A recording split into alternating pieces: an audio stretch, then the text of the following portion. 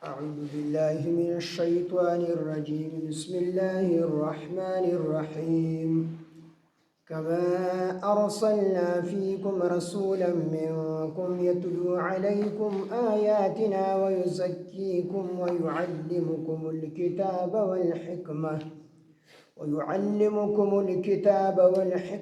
ويعلمكم ما لم تكونوا تعلمون فاذكروني أذكركم واشكروا لي ولا تكفرون. يا أيها الذين آمنوا استعينوا بالصبر والصلاة إن الله مع الصابرين. صدق الله العظيم. رب اشرح لي صدري ويسر لي أمري واحلل عقدة من لساني يفقهوا قولي. رب زدني علما. سبحانك لا علم لنا إلا ما علمتنا إنك أنت العليم الحكيم. سورة بقرة آيات نمبر 151. كما أرسلنا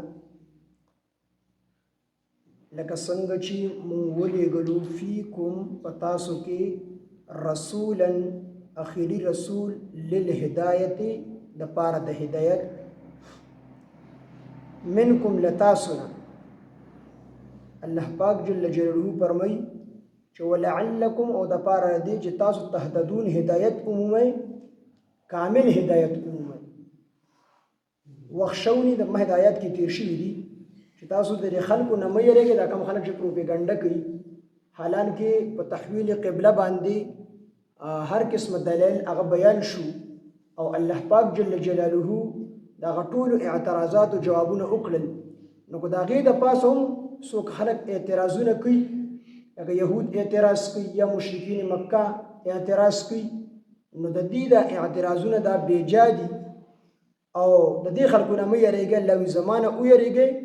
ولعلکم تهتدون د پاره دی چې تاسو کامل هدایت باندې شئ. تاسو ته کامل هدایت چې کوم نه ملو شي. نو کاب دلته کې تشبیه د پاره دی کما ارسلنا لکه څنګه چې موږ لېږلیو فیکم پتاسو کې رسولا اخیری پیغمبر للهدایت د پاره د هدایت منکم لتاسو. څنګه چې موږ اخیری پیغمبر پتاسو کې د هدایت لپاره لېږلیو خو ستاسو نه وو د پیریانو نوم نو د فرشتو نوم نو د انسانانو نو منکم لتاسو نه یتلو علیکم. اوس د دې پیغمبر ډیوټي سوا اصل کې دا نبی علیه السلام په خپل فرمایي چې زه د خپل نیکه دغه دعا یم د ابراهیم علیه السلام انا دعوه ابي ابراهیم. زه د ابراهیم علیه السلام دعا یم او زه د خپل مور خوب یم. حضرت امینه ابي نبی علیه السلام د پیدائش نه لږ وخت وړاندې هغه چې کوم دی یو ورنا ولیدا او پرانا کې د شام او د بصره محلات او تعالی خود نو زه د خپل مور دغه خوب یم په خوب یې غیر نه ولیدل وا پرانا کې د الله پاک د شام او د بصره محلات کوم چې کوم دی خودلی او دریم وی زه د حضرت عیسی علیه السلام هغه زیره پیشنګوی ما بشارت یم چې خلکو ته ویل زمانه ورستو به احمد صلی الله علیه وسلم او محمد صلی الله علیه وسلم د اخیری پیغمبر د زمانه ورستو راځي. نو اوس د دې پیغمبر ابراهیم علیه السلام دعا کړو چې الله پاک زما په اولاد کې زما اولاد ته دا کوم نعمت چې مال راکړي زما اولاد ته دا نعمت ورک. نو دا دعا ابراهیم علیه السلام کړو. نو دلته کې د هغه دعا د قبولیت ذکر دی. نو الله پاک فرمایي کما ارسلنا لك څنګه چې مونږه ولېږلو فیکم پتاسو کې رسولا اخیری پیغمبر منکم لتاسو د انسانانو نه. اوس ډیوټي باندې پیغمبر سیده آیت مخکې تیر شوی ځکه د ډیر زیات تفصیل نه کوم. یتلو چې لولي با علیکم پتاسو باندې آیاتنا زما آیاتونه پتاسو تلاوت کوي ځکه مشرکین چې وو نبی علیه السلام مخاطب خلک نو هغه ټول نو عربو قرآن مجید په عربی ژبه کې دي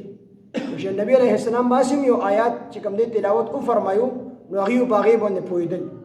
نو په بعضی آیاتونو مشرکین مکه چې نو هغه اسیم پویدل ځکه هغه عرب. نو الله پاک فرمایي چې یتلو ډیوټي باندې چې یتلو علیکم چې لولي به په خلکو باندې آیاتنا زما آیاتونه قرآن مجید آیاتونه به تلاوت کوي. ويزکیکم او پاکی به تاسو لاره. او دویمه ډیوټي دا چې د خلکو تزکیه نفس پکې خلک په د کفر او د شرک نه پاکي د خلکو زړونه به د کینې او د حسد او د بغض نه چې کوم دی پاکي ويزکیکم او تزکیه نفس پکې ستاسو ويعلمکم الکتاب ويعلمکم او خیب تاسو ته الکتاب کتاب یعنی قرآن والحکمت او حکمت نه مراد تفسیر جلالین وی د دې احکامات مراد دي کوم مسائل چې د قرآن مجید آیاتونو نه کوم دي ثابتېږي نو هغه مسائل دې مراد دي او بعضی مفسرین وی چې د حکمت نه مراد سنت دي او حدیث د نبی علیه السلام چې قرآن درته هم وخی او نبی علیه السلام احادیث درته هم وخی د حکمت نه مراد څه دي احادیث او سنت د نبی علیه السلام ويعلمکم او اخی تاسو ته ما هغه څه لم تکونوا تعلمون چې تاسو نه پوهېدل هغه څیزونه درته وخی تاسو ته مخکې نو ښکاره شوي چې هغه قرآن دی او هغه حدیث دی او نبی علیه السلام یې تاسو ته وخی فذکروني تاسو زما ذکر کوئ اذکرکم نو زه به ستاسو ذکر کوم فذکروني تاسو ما یادوئ اذکرکم زه به تاسو یادوم نو تاسو زما تذکره کوئ په اطاعت سره یعنی زما فرمانبرداري کوئ اذکرکم زه به تاسو ته د هغې بدله درکوم تفسیر جلالین وي زه به تاسو ته د هغې بدله درکوم او بعضې مفسرین وي چې فذکروني تاسو ما یادوئ اذکرکم زه به تاسو یادوم یو حدیث پاک کې راځي چې انسان بنده کله الله پاک یوازې یادوي یوازې یو الله پاک فرمایي چې د خپل بنده یوازې یادو او که زما دا بنده زما ذکر او زما تذکره دا په ګڼه کې کی په خلکو کې کوي نو زه د هغې نه غوره ګڼم چې د فرشتو ګڼه ده زه په هغې کې د خپل بنده تذکره کوم یو حدیث پاک کې راځي یو انسان ما ته یو لاس را نږدې کېږي یو لیش یا یو لاس زه د دوه لاس ته ور نږدې کېږم او چې کله یو انسان دې ما ته یو بنده ما طرف ته را روان شي الله پاک وایي زه ورته په منډه باندې ورځم نو الله پاک فرمایي چې فذکروني تاسو ما یادوئ اذکرکم زه به تاسو یادوم واشکروا لی تاسو زما شکر ادا کوئ لی زما شکر واشکرو تاسو شکر ادا کوئ لی زما یعنی زما د نعمتونو شکر ادا کوئ نو زه به تاسو له نعمتونو کې اضافه کوم ولا تکفرون او تاسو زما د نعمتونو ناشکري مه کوئ ولا تکفرون او زما ناشکري مه کوئ یعنی زما د نعمتونو ناشکري مه کوئ نو فذکروني تاسو ما یادوئ اذکرکم زه به تاسو یادوم واشکروا لی تاسو زما شکر کوئ یعنی زما د نعمتونو شکر وباسئ ولا تکفرون او تاسو زما ناشکري مه کوئ یا ایها الذین ای خلقو آمنو چې ایمان یې راوړی دی استعینوا تاسو مدد حاصل کړئ بالصبر په صبر سره والصلاة او په مونځ سره ان الله بشک الله تعالی مع الصابرین الصابرین ملګری دی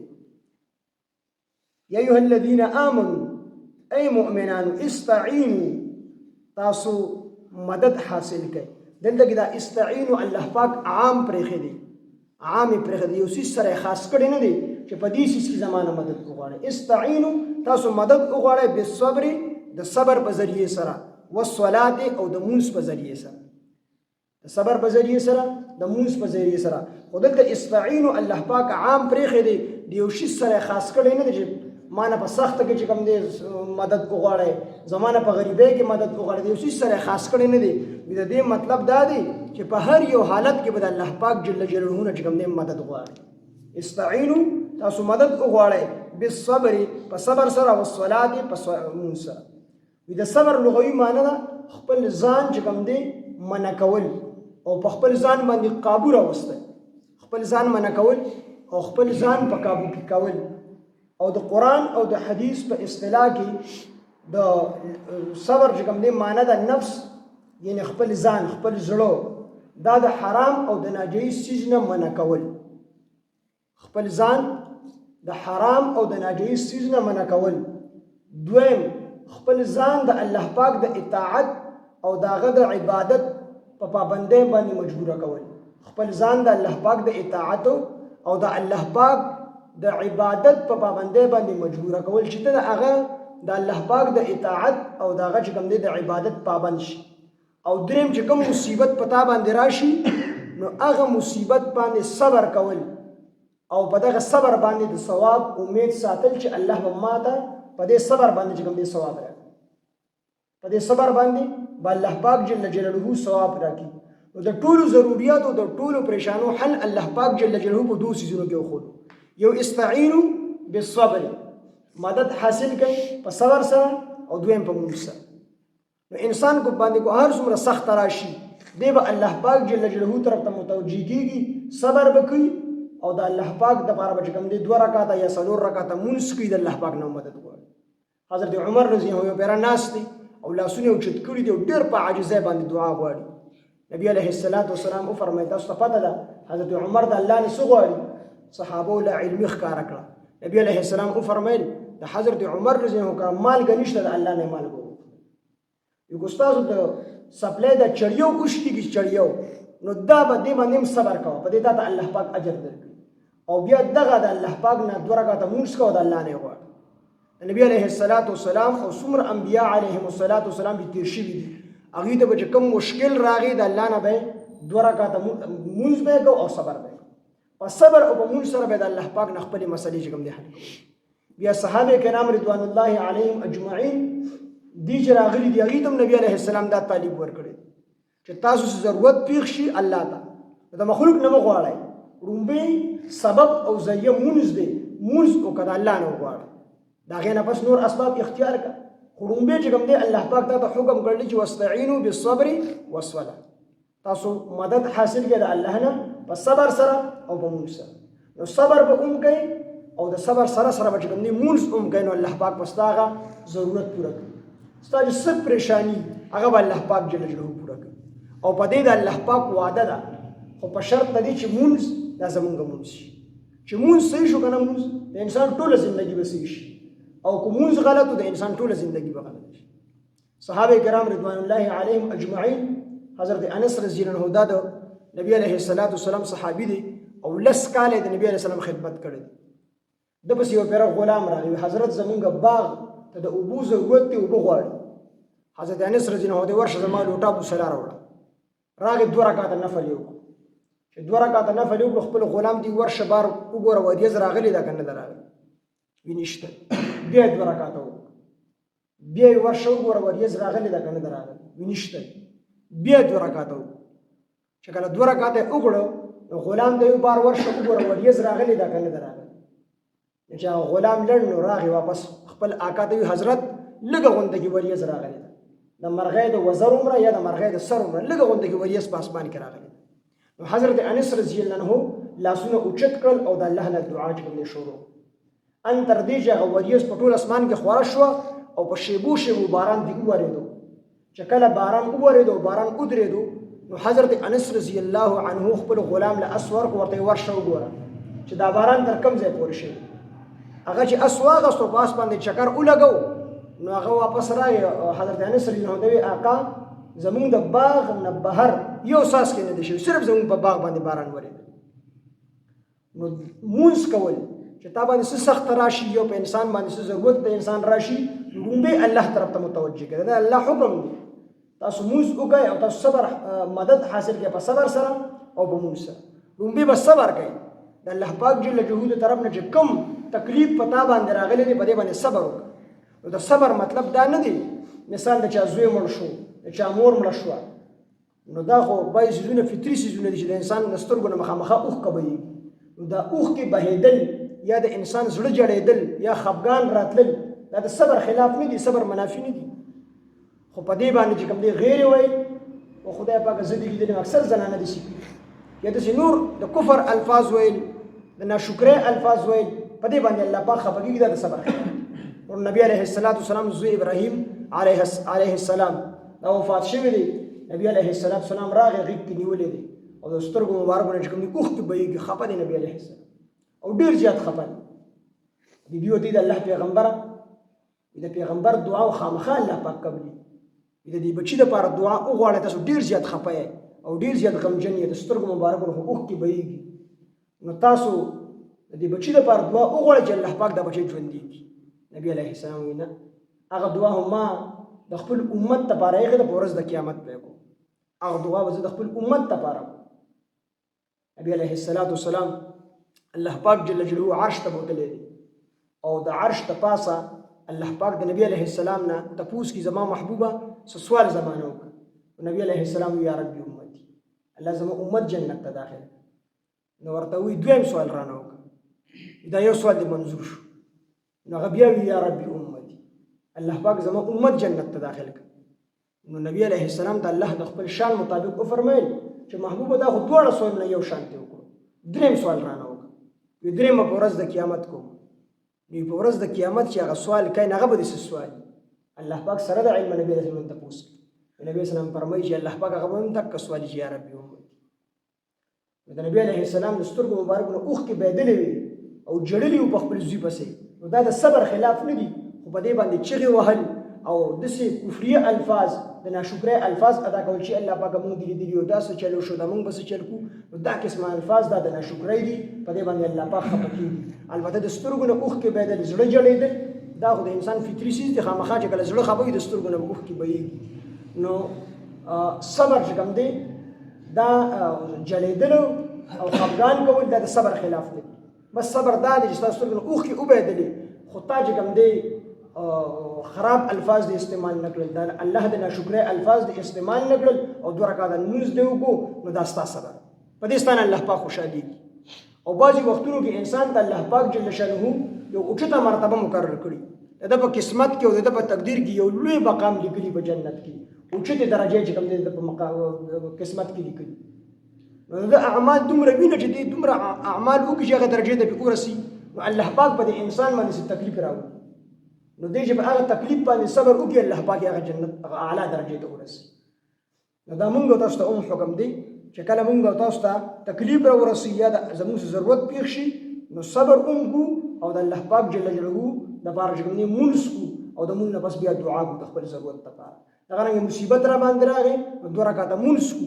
او د هغه مونږ نه بس بیا دعا کو نو دا الله پاک جل مونږ ته حکم دی ټول انسانانو مسلمانانو ته د الله پاک حکم دی چې تاسو د الله نه مدد حاصل کړي په صبر او مصبر د الله د انسان د ټولو پریشانو حل او د انسان د ټولو ضرورتو پوره کولو لپاره دا 2 خبرې شو یو صبر شو چې د الله چې صبر وکړي او دویم دا چې د الله لپاره وموس کړي واستعینوا بالصبر والصلاه ان الله مع الصابرین چې دا خبرې څوک کوي نو الله پاک جل جلاله دا د صبر کوونکو ملګری یو حدیث پاک کې راځي په ورځ د قیامت په الله پاک جل شانه او فرمایي چې صابرین چرته دي یو ډله به راوچته شي هغوی به صبر کړي نو الله به ورته وفرمایي چې دوی بې حسابه او بې کتابه جنت ته داخل کړي بې حسابه او بې کتابه به الله پاک دغه ډله چې کوم دی جنت ته داخل کړي کما ارسلنا لکه څنګه چې مونږ لېږلی دی فیکم په تاسو کې رسولا اخري پیغمبر منکم له تاسو نه یتلو چې لولي به علیکم په تاسو باندې آیاتنا زمونږ آیاتونه ويزكيكم او پاکی بتاسو لرا د شرک او د کفر نه ويعلمكم الكتاب او خيب تاسو تعالی کتاب قرآن والحکمت او حدیث ويعلمكم او خي تاسو تبا ما هاسو لم تكونوا تعلمون چې تاسو نه پوهیدلې فذكروني تاسو ما یاد کړئ تاسو ما یاد کړئ بطاعت بطاعت سره